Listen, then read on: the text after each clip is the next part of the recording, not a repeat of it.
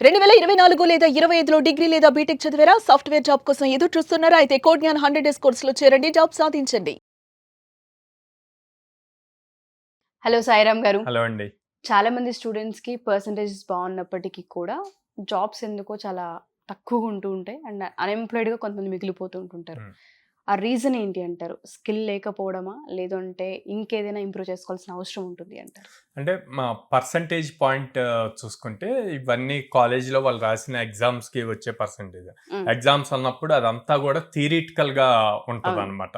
So practical exposure అందరికీ ఉండదు. ఎవరైతే ఇంటెలిజెంట్ అనుకుంటామో లేకపోతే 80% 90% ఉందనుకుంటామో వాళ్ళ దగ్గర థియరీతో పాటు ప్రాక్టికల్ ఎక్స్పోజర్ ఎంత ఉంది అన్నది కూడా ఇంపార్టెంట్. ఫర్ సపోజ్ మనకి ఐటీ జాబ్ సైడ్ రావాలి అనుకోండి, ఐటీ జాబ్ అంటేనే కోడింగ్ చేయాలి. సో ఆ కోడింగ్ చేయాలి అంటే మనకి ఎంత ప్రాక్టికల్ ఎక్స్పోజర్ ఉంది, ప్రతి కాన్సెప్ట్ ఎంతవరకు తెలుసు, దాంట్లో అవుట్పుట్ ఎంతవరకు తెలుసు అన్నవి చాలా ఇంపార్టెంట్.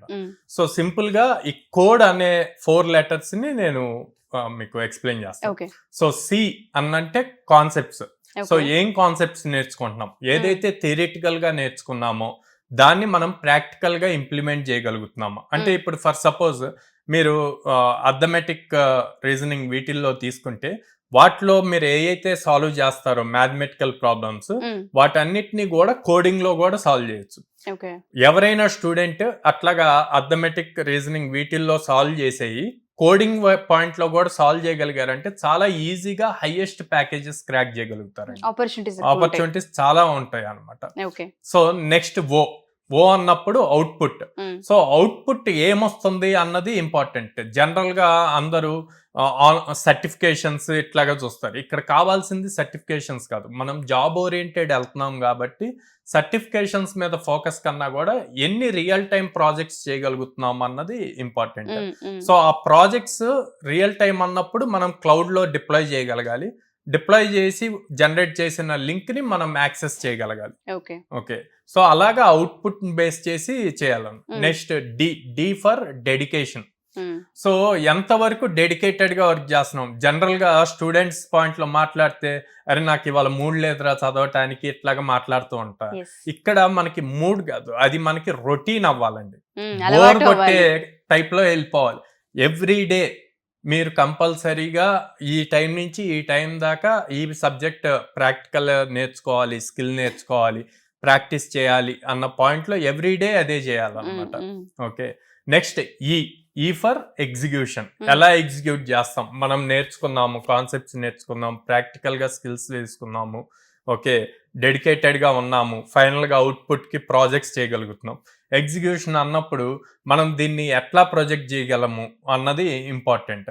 సో అప్పుడు ఏం చేయాలి, హ్యాక్థాన్స్ ఇవన్నీ ఎక్కడ జరుగుతున్నాయి, సో ఆ హ్యాక్థాన్స్కి రిజిస్టర్ అయ్యి అక్కడికి వెళ్ళి మన స్కిల్ని ఎగ్జిక్యూట్ గనక చేయగలిగితే అక్కడ చాలా మంది ఎంఎన్సి కంపెనీస్ నుంచి, స్టార్ట్అప్ కంపెనీస్ నుంచి జడ్జెస్ గా వస్తారండి. ఓకే, అలా వచ్చినప్పుడు వాళ్ళకు ఒక ఇంప్రెషన్ గనక క్రియేట్ అయితే మీకు ఆపర్చునిటీ రావచ్చు. వాళ్ళు డైరెక్ట్ గా అదే తిన దగ్గర స్కిల్ ఉంది, మనం ఒక ఇంటర్న్షిప్ ఆపర్చునిటీ ఇద్దాం, లేకపోతే ఫ్రెషర్ లెవెల్ రోల్ కి తీసుకుందాము అని చెప్పి ఒక ఇంటర్వ్యూ ఆపర్చునిటీ ఇస్తారు. సో అట్లాగా మీరు ప్రాపర్ గా ఐటీ జాబ్ కి రావాలి అనుకుంటే కోడ్ ని ప్రాపర్ వేలో గనక ఫాలో అయితే ఖచ్చితంగా లైఫ్ సెటిల్ అవుతుంది. ఏదైతే కోడింగ్ తో జాబ్స్ క్రాక్ చేయాలనుకుంటారో అదే కోడ్ ని ఫస్ట్ వీళ్ళు ఫాలో అవ్వాలి. సో అది అప్లై చేయగలగాలి. డెఫినెట్ గా sir, thank you sir, thank you so much. Thank you అండి. సో ఏ విధంగా అప్రోచ్ అవ్వచ్చు అంటారు? స్క్రీన్ మీద కనిపిస్తున్న నెంబర్ కాల్ చేయొచ్చు అండి, ఆర్ డైరెక్ట్ గా మా బ్రాంచెస్ కి విజిట్ చేసి కౌన్సిలర్స్ తో మాట్లాడొచ్చు. సో విజయవాడ మొగలరాజపురంలో ఉంది, హైదరాబాద్ JN2 మెట్రో స్టేషన్ దగ్గర ఉంది, and Vizag Dwarakanagar first line లో ఉంది. అండ్ ఎవరైనా గర్ల్స్ జాయిన్ చేయాలి, గర్ల్స్ ని వాళ్ళకి హాస్టల్ ఫెసిలిటీ కావాలి అంటే గనక మనకి విజయవాడ బ్రాంచ్ లో in-house with in the campus లోనే హాస్టల్ కూడా ఉంటుంది. ఓన్లీ విజయవాడలో. అండ్ ఇంకొక డౌట్ సార్, చాలా మంది అడిగేది ఏంటంటే కోడ్ జ్ఞాన్ లో జాయిన్ అవ్వాలంటే కోడ్ జ్ఞాన్ లో పర్సెంటేజ్ ఏమన్నా చూస్తారా స్టూడెంట్ కి అన్న పాయింట్ కూడా చాలా మందికి ఉంది. మినిమం పర్సెంటేజ్ ఏమన్నా? సో మినిమం 60% ఉంటే మనం మినిమం 100 జాబ్స్ అష్యూరెన్స్ ఇస్తామండి. 100 ఆపర్చునిటీస్ చూపిస్తాం.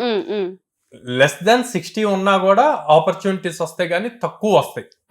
లైక్ ఇయర్ మొత్తం మీద కలిపి 20-25 ఆపర్చునిటీస్ వస్తాయి, అంటే మంత్ కి ఒక 2 అనుకోవచ్చు. కొంతమంది ఉంటారు 4 ఇయర్స్ రియలైజ్ అవ్వకుండా పర్సంటేజ్ తక్కువ వచ్చాక ఇప్పుడు లైఫ్ సెటిల్ చేసుకోవాలి, హార్డ్ వర్క్ చేయాలని. సో అట్లాంటి వాళ్ళకి ఉన్నాయి ఆపర్చునిటీస్ అయితే ఉంటాయి. ఓకే. సో బట్ అందరికీ ఒకేలా టీచింగ్ మాత్రం ఉంటుంది. టీచింగ్ అందరికి ఒకేలాగా ఉంటుంది. డెఫినెట్గా sir. Thank you sir. Thank you so much. Thank you అండి.